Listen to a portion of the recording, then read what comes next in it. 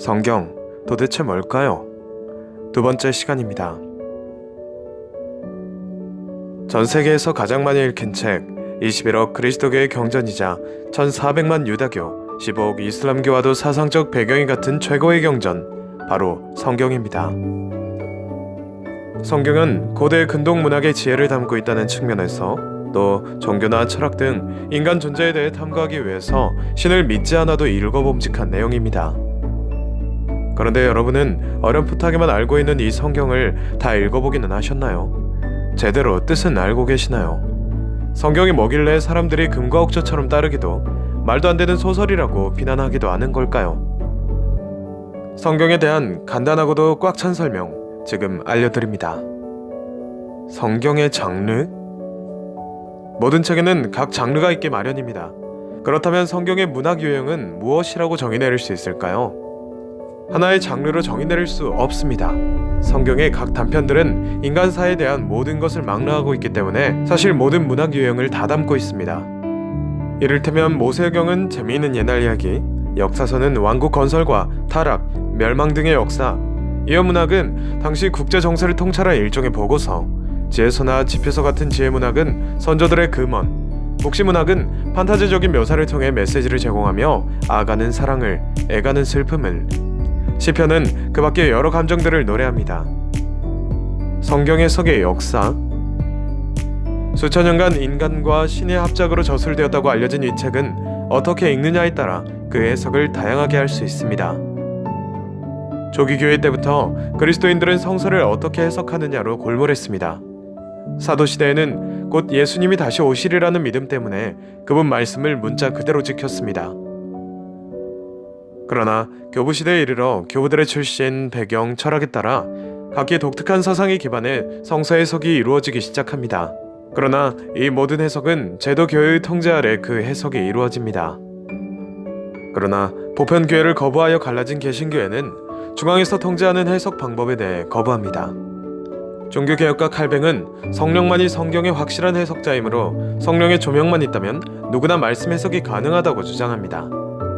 이로써 종교개혁 이후 다양한 성경 해석이 등장하게 됩니다. 특별히 슐라이마우 목사는 성경 해석에 대한 연구를 시도하면서 철학사의 한 분야인 해석학의 아버지로 자리매김하죠. 그러나 일부 개신교단에서는 아직도 성경의 권위를 너무 중시한 나머지 성경을 문자 그대로 받아들이는 근본주의적 주장인 축자 영감설에서 벗어나지 못하고 있습니다. 그럼에도 불구하고 개신교에서 시작한 다양한 성경 해석 방법론의 등장 덕분에 성경에 대한 역사 비평 방법이 매우 발전하게 됩니다. 한편 가톨릭은 1870년 제1차 바티칸 공의회까지 역사 비평 등 개신교에서 촉발된 다양한 성경 해석을 거부해오다가 1893년 레오 13세 교황 때부터 성경의 학문적 연구를 장려하게 됩니다.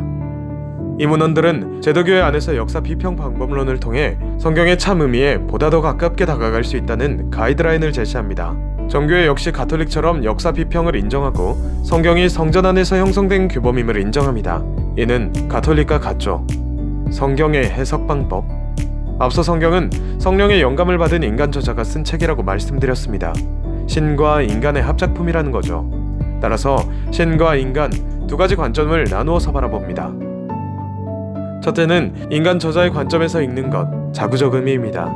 이는 당대 역사, 문헌 등을 공부하여 더욱 풍요로운 해석과 이해를 가능하게 합니다. 역사 비평, 문학 비평, 주석학 등이 이에 해당하죠. 두 번째는 신의 관점에서 읽는 것입니다. 이 말씀을 통해 신이 나에게 말씀하시는 바가 무엇인가 기도하고 묵상하며 읽습니다. 자구적인 의미를 잘 파악하면 더욱 풍부한 의미를 찾을 수 있습니다. 그러나 멋대로 읽고 해석하는 것이 아니라 성경 전체의 단일성, 곧 이스라엘의 구원 역사 안에서 역사하시는 하느님이라는 큰 틀에서 이를 바라보고 내 안의 삶에 반추해야 합니다. 이미 1편에서도 언급했듯 교부시대부터 이어오는 유비적 방법론은 성경 속 내용이 단순히 유다 민족의 이야기일 뿐만 아니라 우리 개개인의 이야기가 된다고 말씀드렸습니다. 그런데 어떠한 성경 구절이든지 부분적으로만 보면 진리를 왜곡하고 그릇된 메시지로 받아들일 가능성이 있습니다. 사람들은 성경의 근본적인 메시지는 고려하지 않은 채 자기 자신의 의견에 맞춰 성경 구절을 인용합니다. 그러나 이는 하느님의 말씀을 왜곡할 가능성이 있습니다. 실제로 한국에만 자칭 재림 예수님이 대략 50여 명이나 있었습니다. 이들은 모두 성경의 단일성과 전승, 자구적 비평을 무시하고 자기들 입맛대로 성경을 해석하고 짜집기 위한 오류였죠. 따라서 내 삶의 역사 안에서 유비적으로 해석은 하되 성경 전체의 단일성에서 벗어나지 말아야 하고 교회 전승의 토대를 둔 해석이 바람직합니다.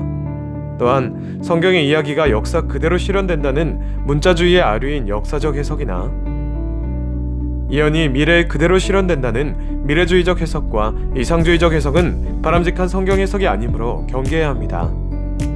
성경을 모르는 것은 그리스도를 모르는 것이다. 경전 시리즈는 계속됩니다.